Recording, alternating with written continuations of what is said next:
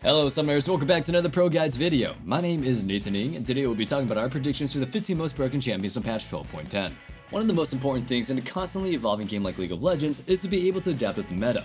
And that's why we're here for you. If you really want to know what's going to be OP before the patch even hits, you'll be ready to hit the ground running without having to test to see if that one buff or nerf really made that much of a difference. And this is a huge patch, so it's definitely important to be ahead of the curve. In case you didn't hear, this is Riot's big mid-season shakeup, where they implement some huge changes that usually make a huge impact on the meta. Before we get started, I just want to say that this list is not in any particular order. It's just a list of champions that we predict will be some of the strongest, most influential picks on this patch. We'll start things off with Taric.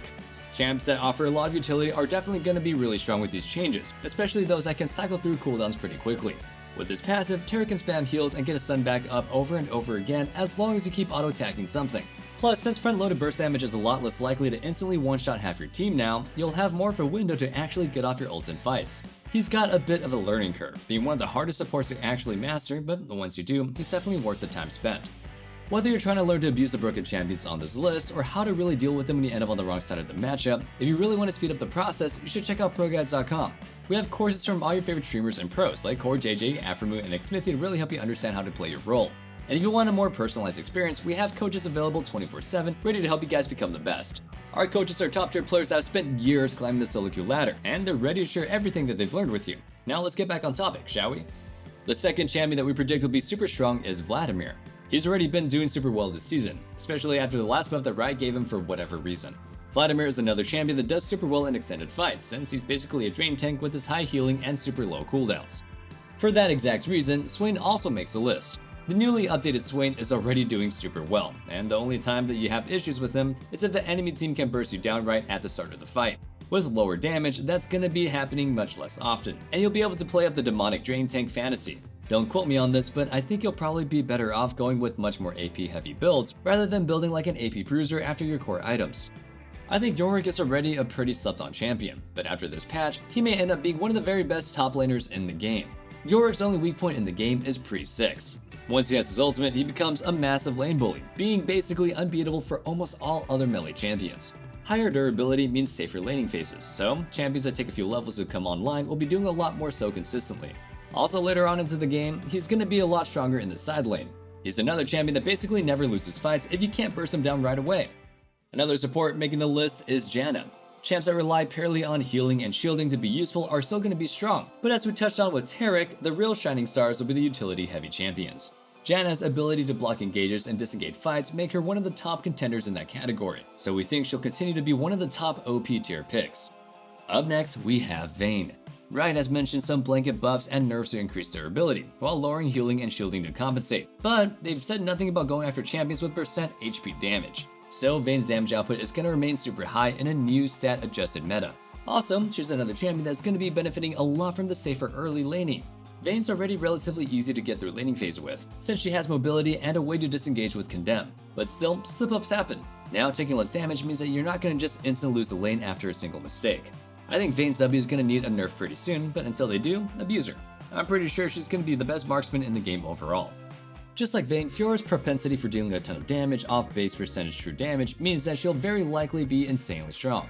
She's definitely a champion that requires a lot of good mechanics, but more survivability means that you won't just instantly lose lane if you just mess up a bad riposte. This may be the first patch in months where Riven isn't the absolute best top laner in the game, and I'm pretty happy about that.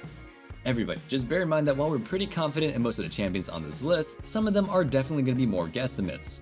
I'm sure at least a couple won't be as OP as we think, and what's more, I'm sure we're missing a ton of other super strong picks. And that brings us to today's question of the day. What are some champions that you think belong on this list? Once you've seen all of our entries, let us know what you think we're missing in the comments down below. Now let's get back on topic. The next champion that we'll be looking at is Thresh. This one definitely falls into the category of being a bit more of a guess. He's been doing really poorly in solo queue lately, but with the value of utility going up, he may end up actually being pretty good. Or maybe he'll fall flat until he gets a bit of help, since Riot did a pretty good job of nerfing him over and over until he hit rock bottom.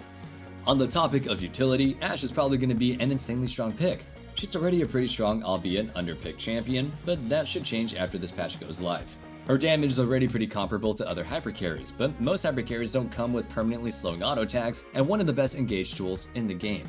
As an added bonus, one of the items most people go for on Ashe is Blade of the Ruined King. Bigger health pools mean more value out of that item. Next up we have Kayle. Her late game scaling is absolutely insane, so you won't really notice the durability changes once you make it to that late in the game. But what you will notice is how much easier it's going to be to make it to that point in the game. And that's already the problem with Kayle's balancing. As much as people seem to think that Kayle is super weak early, she's really not all that bad. I mean, pre-6 you're going to be miserable, but it's not that hard to play safe until you have your ranged auto attacks. Once you have those, she's actually a pretty capable laner, able to pick up most CS and even go for light trades. At that point, even if you aren't the most dominant of laners, you're definitely pretty safe, and it's only a matter of time until you reach that big spike at level 11. She's one of the picks that I feel pretty confident in saying that she'll definitely make the OP tier in both solo lanes. Juggernauts as a whole are gonna be really strong on this patch, since they generally do really well in longer, more extended fights. And the best example of those is probably gonna be Mordekaiser. As with a couple of previous entries, him having built-in percent-based damage gives him a bit more of an edge over the competition. It's always tough to say how builds may change with super big meta shifts, but I think a slightly more AP heavy build is gonna be a little bit stronger. I'm not saying just to go full glass cannon, but you'll definitely want a more AP bruiser build, rather than just going for the standard 2 damage into full tank. Oriana may make a return to the meta with this shift. She's been in a pretty awful spot for months now. Even during that window in the preseason where most mages were insanely OP, she was still a D tier pick, and that's a real shame, being as she's probably one of the most iconic mid laners in League's history. This is another pick that's more of a guess than a for sure thing. The main reason she's not so great right now is that most meta mid laners spike super hard at 6 and can either force an all-in on you or just roam and make plays on the rest of the map. Meanwhile, Oriana takes a little bit longer to pick up that steam, and by the time that you do, your opponent has probably already built up too big of a lead, so it's too little too late.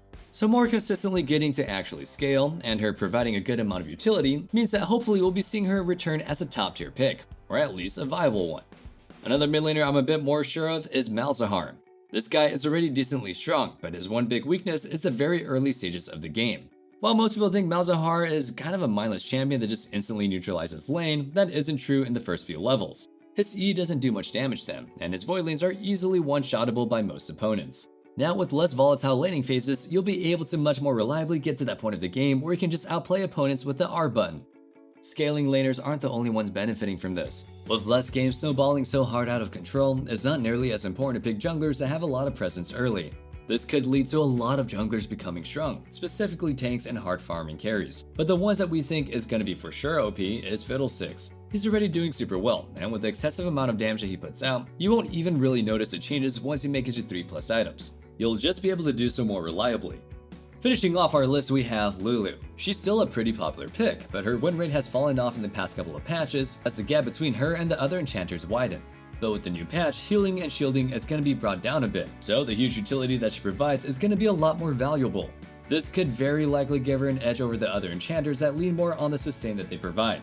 Lulu is also super strong in extended trades as a bot laner, since Pixie adds a lot of damage to your auto attacks. Extended trades are what this next patch is going to be all about. She'll be both strong in lane and as a hard scaling support. You really can't go wrong with that. And that about wraps things up for our predictions for the 15 most broken champions on patch 12.10. I hope you guys enjoyed the video, and if you did, make sure you sub so you never miss out on content like this. Remember to let us know what other champions you think are going to be OP with this huge change in the comments down below. And one last thing, don't forget to check out our Discord in the description box as well, where you can go ahead and discuss things further or just hang out and be part of the community. I can't wait to see you guys back in the next video, but until then, stay safe, stay healthy, and have a wonderful day. Peace.